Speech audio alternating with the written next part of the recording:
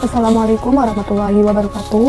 Perkenalkan, nama saya Isma Haifai Asmin dengan nomor NIM 22282000053.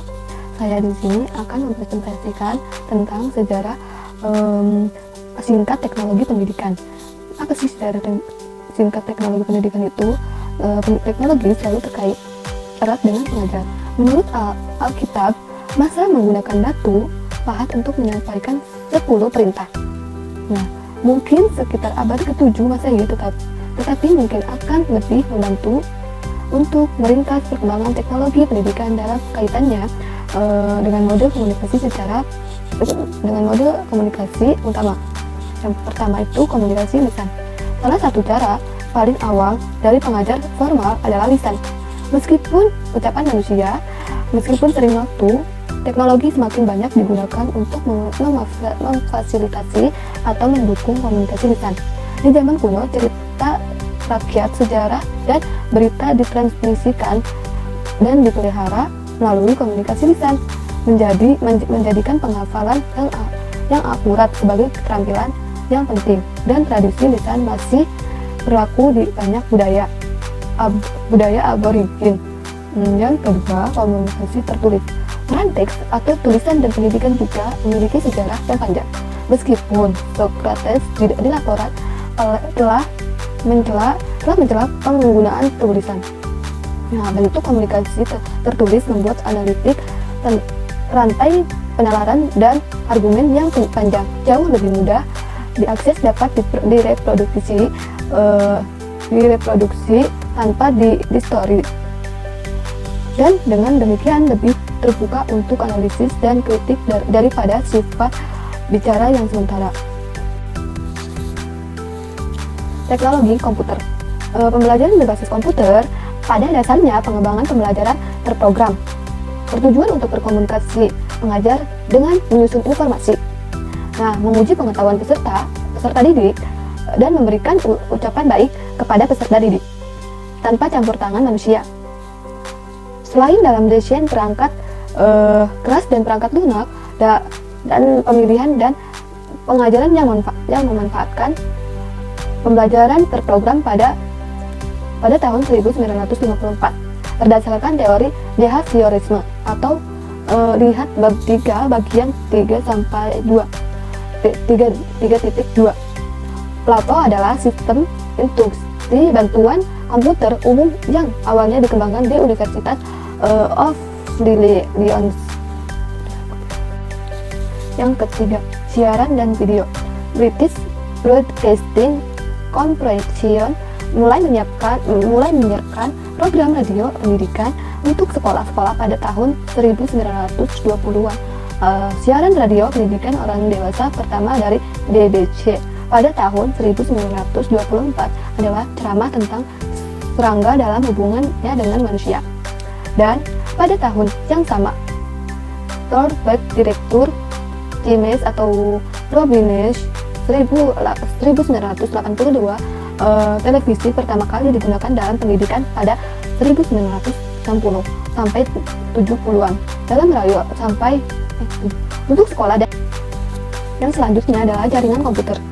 ARPANET di Amerika Serikat adalah jaringan pertama yang menggunakan protokol internet pada tahun 1982 pada akhir 1970-an.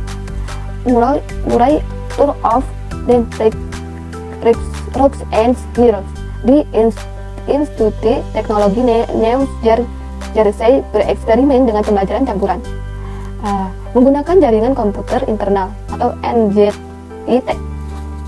Mereka menggabungkan pengajaran di kelas dengan forum diskusi online dan disebutkan komunikasi yang dimediasi komputer atau CMC atau Hills dan Turov 1978. Nah, yang selanjutnya adalah lingkungan belajar online. Pada tahun 1995, web menggunakan pengembangan sistem manajemen pembelajaran pertama atau LMS seperti WebCity atau yang kemudian menjadi Blackboard. LMS menyediakan lingkungan pengajaran online di mana konten dapat dimuat dan diatur, serta menyediakan ruang untuk tujuan pembelajaran. Aktivitas siswa, pertanyaan, tugas, dan forum diskusi Kursus online penuh pertama atau untuk kredit mulai muncul pada tahun 1995. Beberapa menggunakan LMS, yang lainnya hanya memuat teks sebagai PDF atau slide. Dan selanjutnya, media sosial. Media sosial benar-benar merupakan subkategori teknologi komputer. Tetapi perkembangan layak mendapat bagian tersendiri dalam sejarah teknologi pendidikan. Media sosial mencakup sebagai teknologi yang berbeda termasuk blog, wiki, video YouTube, perangkat seluler seperti ponsel dan tablet, Twitter, Skripsi, dan Facebook. Yang terakhir, pergeseran paradigma. Dapat dilihat bahwa pendidikan telah mengadopsi dan mengadaptasikan teknologi dalam jangka waktu yang lama. Ada beberapa pengajaran berguna yang dapat dipetik dari perkembangan masa lalu dalam penggunaan teknologi untuk pendidikan, khususnya bahwa banyak termasuk blog, wiki, video YouTube, perangkat seluler seperti ponsel dan tablet, Twitter, Skripsi, dan Facebook. Yang terakhir, pergeseran paradigma. Dapat dilihat bahwa pendidikan telah mengadopsi dan mengadaptasikan teknologi dalam jangka waktu yang lama. Ada beberapa pengajaran berguna yang dapat dipetik dari perkembangan masa lalu dalam penggunaan teknologi untuk pendidikan, khususnya bahwa banyak klaim yang dibuat untuk teknologi yang baru muncul kemungkinan besar tidak benar atau baru. Namun, yang membedakan era digital dengan semua zaman sebelumnya adalah laju pengembangan teknologi yang pesat dan keterlibatan kita dalam aktivitas berbasis teknologi dalam kehidupan sehari-hari. Itu saja yang dapat saya presentasikan. Mohon lebihnya, mohon maaf. Wassalamualaikum warahmatullahi wabarakatuh.